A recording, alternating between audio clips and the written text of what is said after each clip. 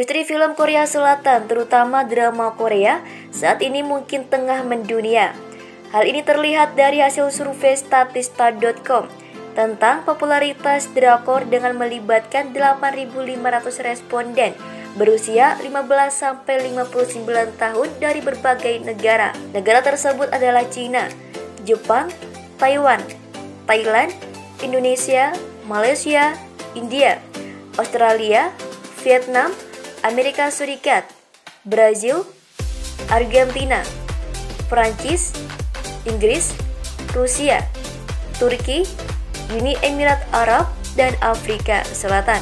Hasilnya, sekitar 33% responden mengaku jika drakor dikenal luas dan populer di masyarakat umum di negara mereka. Kepopuleran itu sejalan dengan cukup banyak tayangan drakor di berbagai platform streaming online dengan plot unik dan cerita yang seru, dan juga bisa ditonton secara mudah. Banyaknya drakor yang rilis terkadang membuat para penggemar bingung untuk memilih judul serial yang hendak ditonton. Nah, jika Anda merasa kesulitan memilih drakor yang hendak ditonton, tidak ada salahnya bernostalgia dengan beberapa serial zaman dulu yang masih asik untuk ditonton. Melansir dari kpopmap.com, berikut 6 rekomendasi drakor jadul yang bisa masuk watchlist bagi Anda nih. Yang pertama adalah You Are Beautiful tahun 2009. Dalam drakor You Are Beautiful, artis cantik Park Shin-ye memerankan karakter ganda sebagai saudara kembar laki-laki dan wanita bernama Ko Min-yoo dan Ko Min-nam.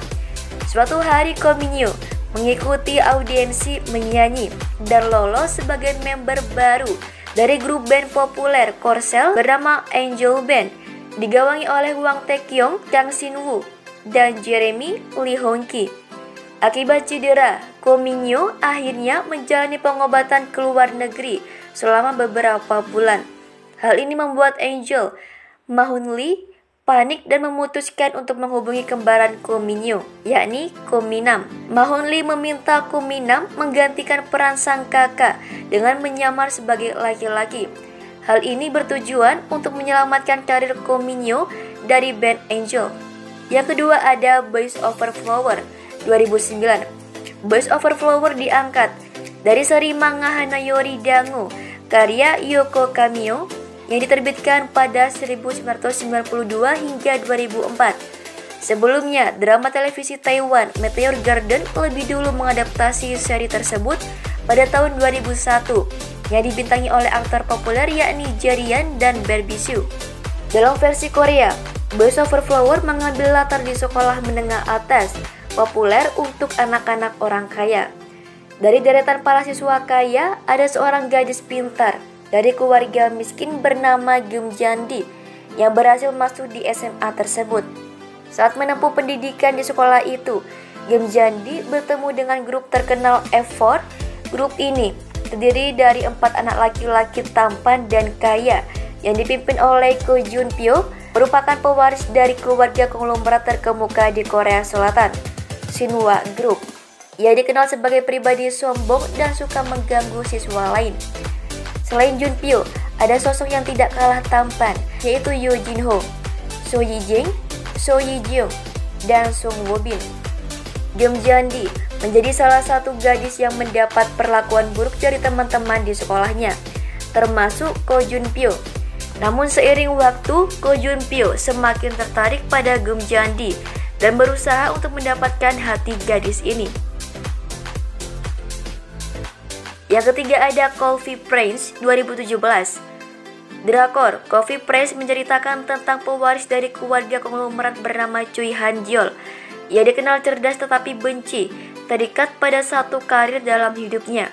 Sebelumnya, ia tidak menyukai ide bergabung dengan bisnis keluarga. Namun, ia diperintahkan oleh sang nenek untuk mengelola sebuah kafe. Han Jun enggan mengambil alih tanggung jawab menjalankan kafe dan mulai berinisiatif menekuni bisnis kedai kopi. Suatu hari ia bertemu Yoon Chan, seorang gadis yang menyamar sebagai pria agar dapat bekerja di kedai kopi tersebut. Yoon Chan memiliki kepribadian tak terduga dan mampu membuat Han Jeol belajar akan arti kehidupan sekaligus cinta sejati. Yang keempat ada Full House 2004. Cerita drakor Full House diawali dengan seorang penulis novel bernama Han Ji-yoon. Ia harus menjual rumahnya kepada aktor populer Lee Young-jae tanpa persetujuan langsung. Sebab transaksi jual beli rumah itu merupakan ulah dari kedua sahabat Han Ji-yoon yang tengah membutuhkan uang dalam jumlah besar. Tidak tinggal diam, Jin Yoon berusaha membeli kembali rumah peninggalan orang tuanya hingga rela melakukan beberapa perjanjian dengan Lee Young-jae.